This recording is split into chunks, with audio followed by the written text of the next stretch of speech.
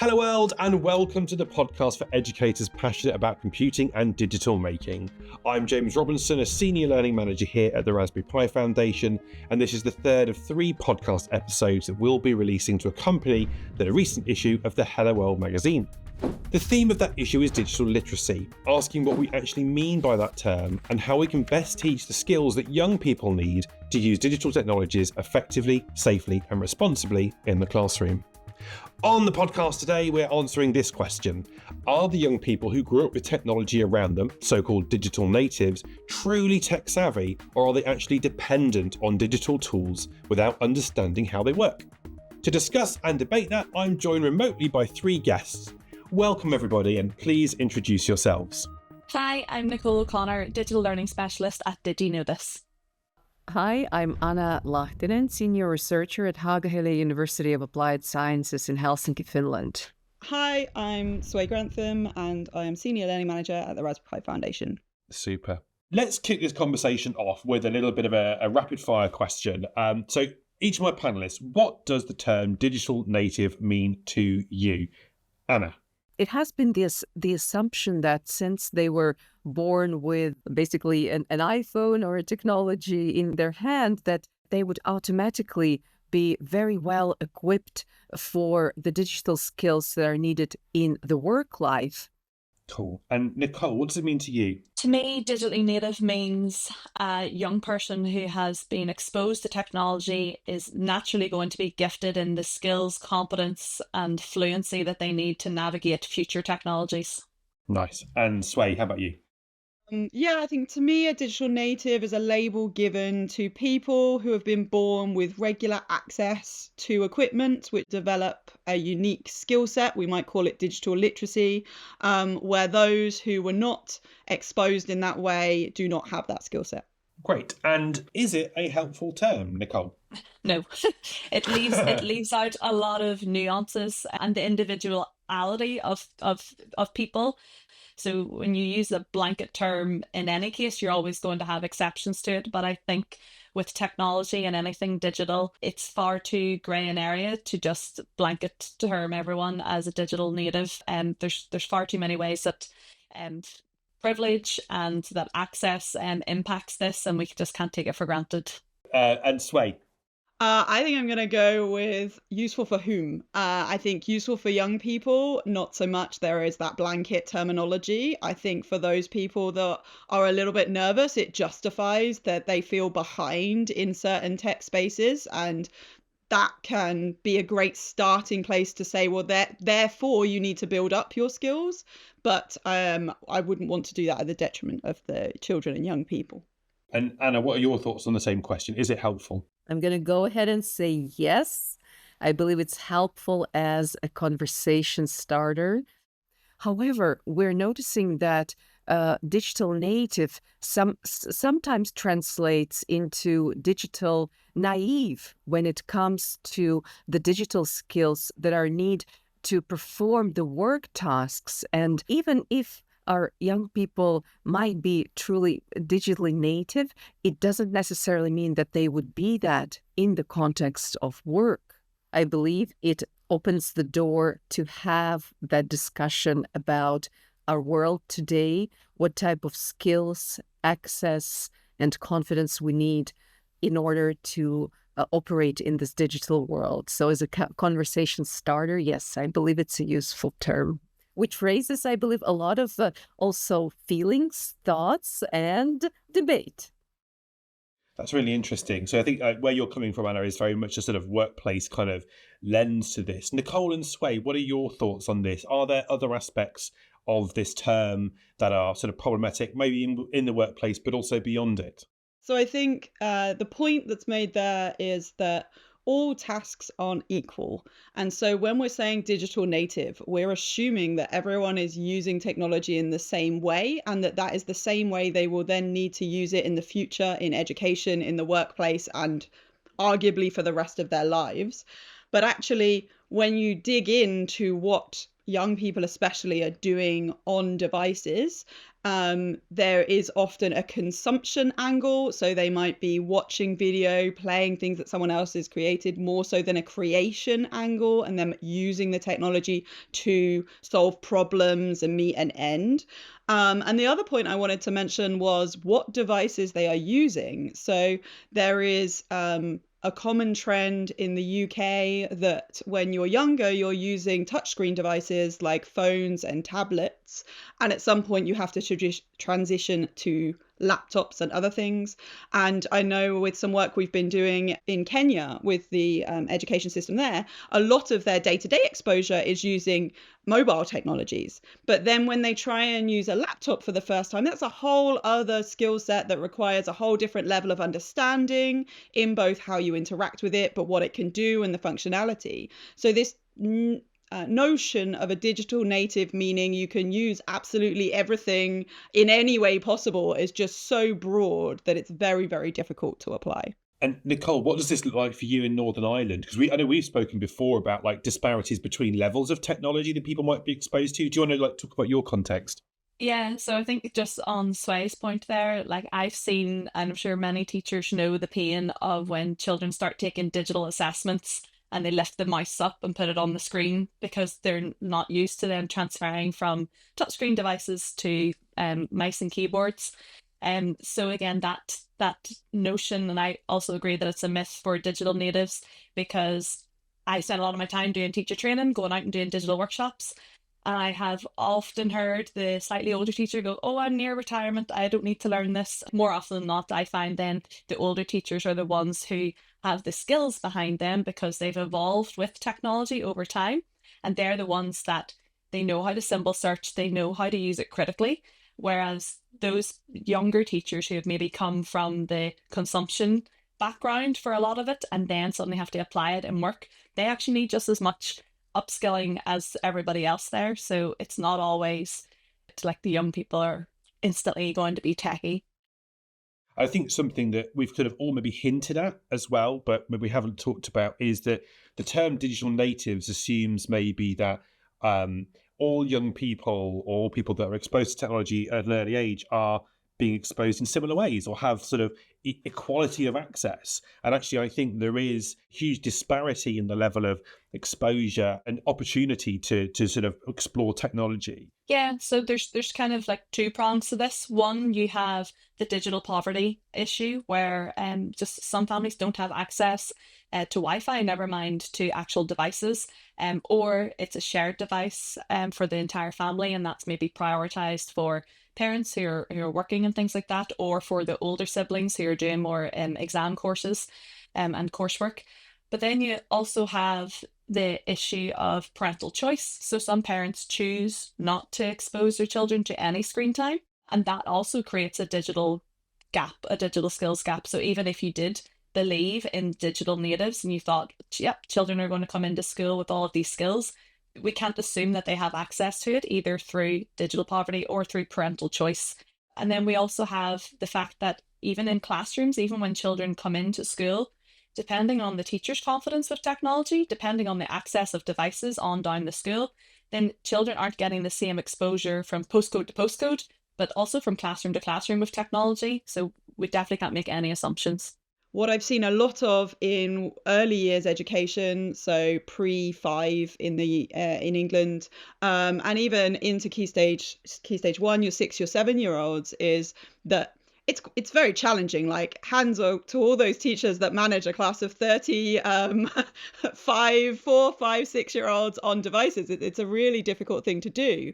You've also got this skills barrier yourself, and you also are very nervous about it. To then look at these children that you need to sit down long enough and have expensive equipment that you don't want to break is quite scary. And I think what's really important is school is our main equalizer, where we have things like parental choice that we've talked about, where we've got lack of access due to infrastructure and financial reasons. School is our place to remedy that and to give opportunities to those who haven't had it and ensure they have those skills that they need for the rest of their education and going forward. So the earlier we can get that into the education system, the better.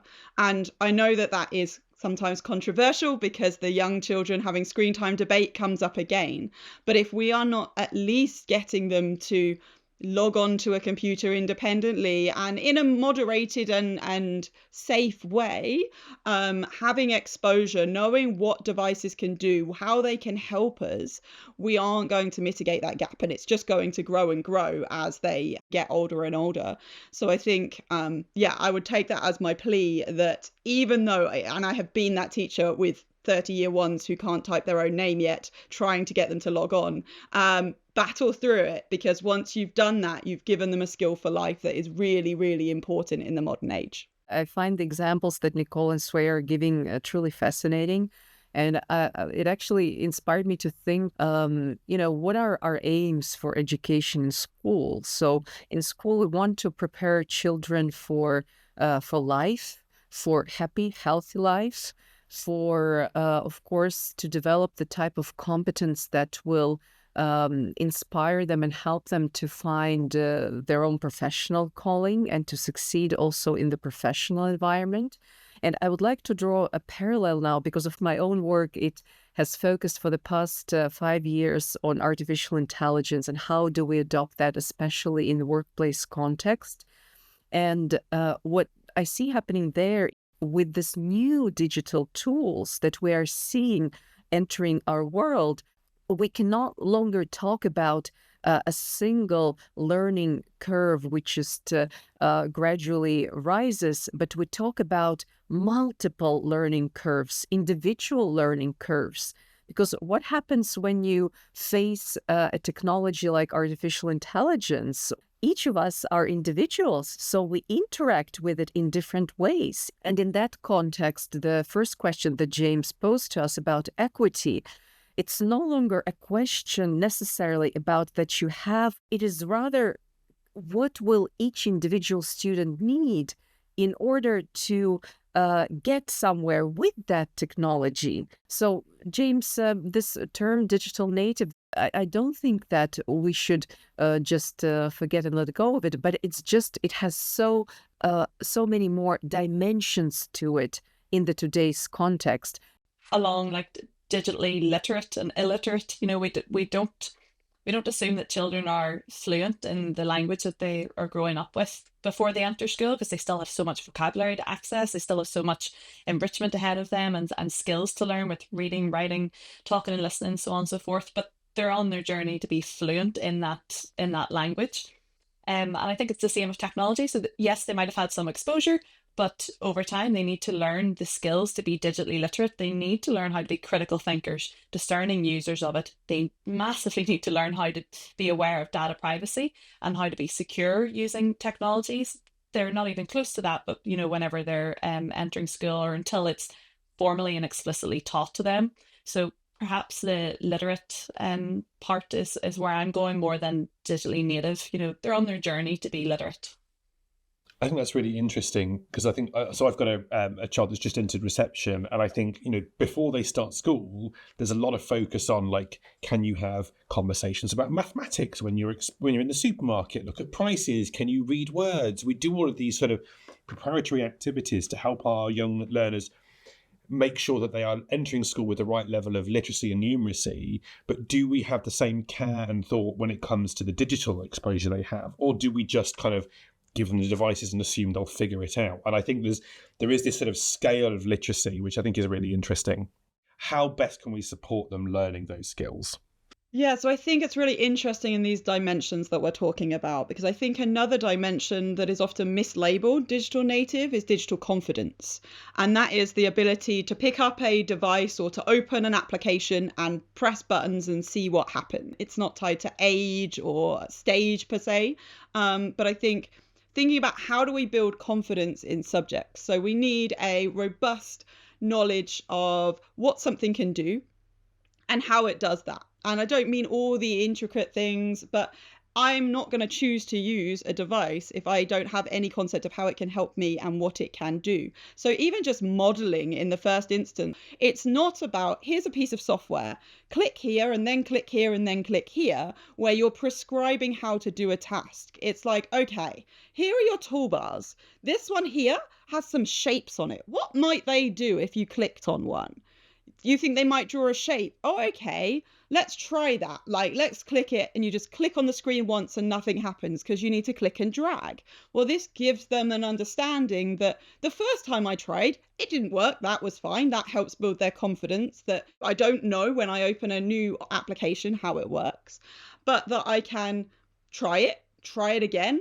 And you start to build their skills that way. So it's a mixture of little and often. You can't do it once and say it's done.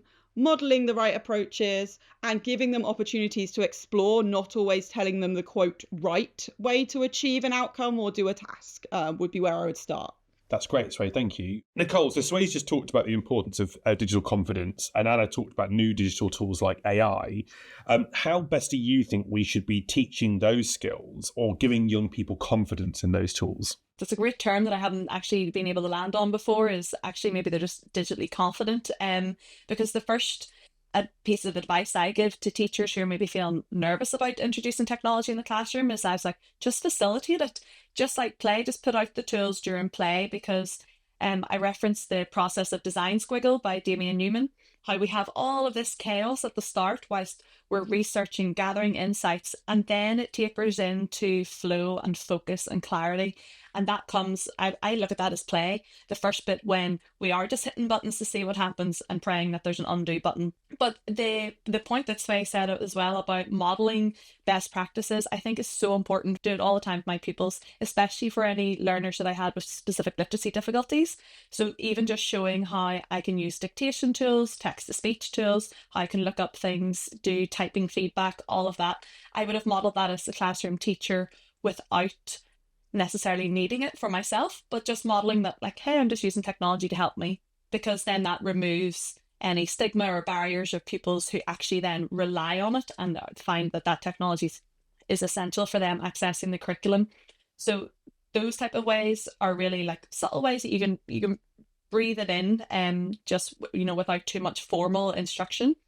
Whenever it comes then to classroom time, obviously we have whichever curriculum you're following in your school, but you also have to work with what devices you have. So I had to rely on cloud-based tools that would work on every device and everyone would have a similar experience. But it was also very important to me then that pupils weren't just used to only being on one type of device, that they did rotate to the other devices the next week, even if it meant a bit of frustration that they were on a slightly older device. But I got this term from the course director at Ulster University, Coleraine, Beverly McCormick, about this concept of being device agnostic, so that you have transferable skills to apply to any device, but then also to be software fluent or operating system fluent, so that you don't turn into me starting my first day on my PGCE going, how do I use Pages? I've only used Microsoft Word my entire life, and being completely thrown off for a week trying to learn a new thing. You know, that I've got those transferable skills that'll apply no matter what. I'm glad that we've given Beverly a shout out, because Beverly's great. But something else that I think teachers and educators should and can be modelling is vulnerability, like not knowing everything and being exploratory in front of the learner. That's really important. Anna, coming to you next, I wonder if there are maybe better or more suitable frameworks that we could use to describe digital engagement, particularly those that maybe help learners explore through play and curiosity and not just passive consumption. Have you come across anything in your research? Yes, I have, of course. And in fact, one of the terms that comes to my mind also listening to Nicole is agency. So when we talk about technologies, yes, it's important to test the technologies that are out there, to teach students to use them, to build that digital confidence as well. At the same time, it's all about the relationship that we're teaching children to have with technologies, because of course we know that in addition to those product skills, we do have the considerations of how to balance the screen time. And in terms of access of technology, there is an interesting initiative in Finland that allow the teachers to forbid, let's say, mobile phones in a classroom, and give the freedom to the schools also to do that even during breaks. And I think we see a lot of as news stories, in around the world about exposure to screen time or devices in school. And I think one of the challenges there is that I don't think it's like a binary answer. We don't just say, well, let's take all technology out of the classroom or let's do more. I think it is that sort of case by case. What's the problem we're trying to solve? What's the learning we're trying to facilitate here? Where do we use this sort of ed tech? How do we engage? And I think it's much more selective and much more sort of it's a whole sort of skill and discipline, and probably the whole episode. So I'm not going to open up a whole can of worms there that we could explore, but I think it's a really important point that it is far more nuanced. Sway, I'm going to come to you next, because that comment from Anna kind of leads nicely into this. How do we, as educators, either in the classroom or developing future resources, how do we decide what digital skills are going to be important for young people's futures? And what are the things that perhaps we should be emphasising or developing now? So it's a really small question for you to answer in a couple of minutes, Sway. Over to you. Yeah, I mean, if we had a perfect sentence for that answer, we'd probably be millionaires, because we could market that. That's what I was hoping important, for, Sway. Sorry. What is important is that we think about a few different aspects to it. So one is, what do they need to know now to get through the context they're in right now? Increasingly, we need digital skills to be able to access my doctors. If I need a doctor's appointment, we are no longer allowed to phone them. It is forbidden. You have to go online and book an appointment. But there's increasingly a digital demand to be able to access vital services. So at a very baseline, to be able to function in this world and access things that they might need, what skills are needed for that? So we're talking about a lot of that being device agnostic. Also, how many people are stuck using an iPhone for the rest of their lives because they don't dare leave Apple? Being able to use devices to access services, and what skills do those require? So web browser, searching for information, understanding misinformation and data privacy, we've already mentioned. But I think what we're also talking about is acknowledging that the skills we have right now, or the need that there is right now in the world, if we're talking about a 4-year-old, by the time they reach the workplace, there's going to be a whole load of new digital skills that they're going to need. We have seen this most recently with the introduction of AI technologies and lots of people trying to upskill in that space. So what we don't want is to teach them the very fundamental, you have to do it this way. We want to teach them that metacognition, that knowing how to learn, that digital confidence. So it's like, right, I have never used AI, but I've heard it can do this thing, and I'm going to have a go and see if I can make it do that thing. And it's really about building up their experience at using lots of different things. Now, I use things lightly, but we could be talking devices, we could be talking software and operating systems. Giving them as much exposure to different contexts ensures that when they come across a new context, which they inevitably will do, there is no way of us sheltering them from that. They have got the skills that they need to be able to be successful in that space. That's great, Sway. Thank you. Nicole, I was going to come to you because I think we've had a conversation recently about curriculum in Northern Ireland. I know that that's something that's being reformed over there. What do you think the role of curriculum is in this space of helping learners develop the appropriate digital skills that are going to prepare them for their future? When we get our curriculum reform live and into schools, I will expect to see much of what's already great about our curriculum. A lot of it is focused on transferable skills, and it's asking children to create films and animations, but it's not saying click this. It's talking about it as a bigger picture, because also the technology just evolves so rapidly, so there's no point being that particular about it, because the ink would be still wet by the time it's out of date. But where the curriculum can come in handy here is for actually talking about some of the non-digital aspects that are essential for being, a digital citizen and a digital worker and a digital maker, such as the thinking skills and the personal capabilities. So we've already touched a little bit on critical thinking, but also when we talk about our explicit, clear communication, we know right now that how efficient communication is needed for prompting. Now, eventually, AI is going to get good enough that we don't need to have like perfect prompt frameworks to get the best result. It'll evolve over time from that. But at the moment, that's what we're encouraging pupils to be, is very succinct in their communication. Did they put their adjectives even in the right place? I got primary sevens excited about prepositions last year because of AI. Like, I did not expect that to happen. It wasn't on my bingo card. We were developing digital skills, yes, but also your communication skills. But also there's a massive difference between urban and rural schools, and also for families there. I took part in the Women's Parliament a few weeks ago, and that really highlighted to me some of the issues for rural women. Being able to navigate the world is very challenging whenever you don't have the digital skills there. But with the curriculum maybe enforcing and saying that it's statutory for children to learn this, this, and this, then that's the great equalizer. So, Anna, do you think that young people are tech dependent or tech savvy?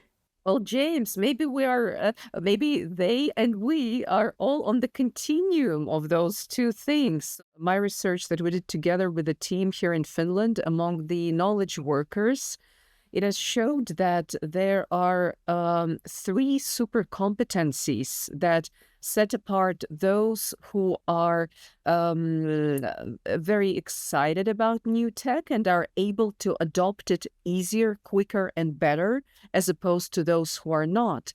And those competencies are proactivity, job crafting, so the ability and the desire to craft your own work tasks and to shape your own landscape of work. And the third one was self-efficacy, referring to your ability to and your belief in how you're able to cope with the difficult situations and how good you are at facing those. So in terms of fresh research and also, I think, tying nicely this concept of digital confidence, those are some of the skills that we see are making the difference. And maybe that's also what helps to make the difference and bring the digital dependent more towards the tech savvy without losing that digitally native way of dealing with technologies. So thank you, Anna. It was really interesting to hear about the 3 super competencies there. I think what would be really great is to kind of get some final thoughts from each of you on this topic. So we'll go to Nicole first. Nicole, should we stay clear of the term digital native, and how do we help young people become more digitally literate? Yeah, I think I'm more convinced than ever to put digital native in the bin. Digital confidence probably slots in better there for me, because rather than assuming that young people are naturally tech savvy, and I think what we need to do then is to provide structured, inclusive digital education for all ages. That doesn't just start from foundation stage or nursery or reception. That actually needs to come in on up the school as well, because they maybe haven't had that experience yet. So education, critical thinking, all the thinking skills that we talked about, and communication, if they are delivered during this exposure phase that children have, then I think they're going to be in a really good place to access the digital skills that we're intentionally and explicitly teaching them. Great, thanks, Nicole. And Anna, what about you? Same questions. Oh, James, I think Nicole said it all, but she also inspired me to keep in mind other dimensions to this discussion. And of course, in a world where being digitally literate, it's no longer an option. It is a must. For me personally, in personal life and at work, everything starts with values, with working with also technology from the right values, because we've had this fascinating discussion today, and a huge element of it is, of course, also the ethics in the use of technologies, new technologies, AI. If we install the right type of values into students, then eventually that will translate into a healthy relationship with technologies and with the ethical use of new technologies in their work and in their lives. Thanks, Anna. That's great. And Sway, over to you.